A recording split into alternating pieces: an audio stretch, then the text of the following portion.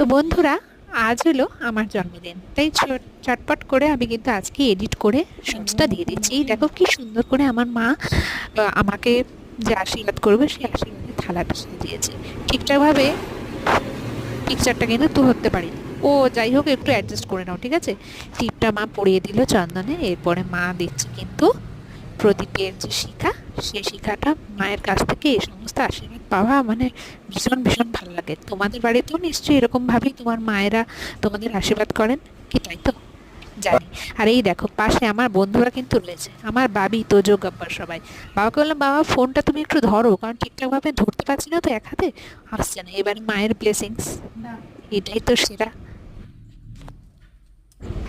তারপরে মাকে বললাম, মা এবার তুমি ধরো, বাবার আশীর্বাদটা নিয়ে নি, কারণ বাবা ছাড়া কি করে সম্ভব, ইনকমপ্লিট হয়ে যাবে না ব্যাপারটা। আর বাবা মাকে যে প্রণাম করা, সেটা কিন্তু ভিডিওটা তুলতেই পারিনি। যাই হোক, আজকের মতো টাটা।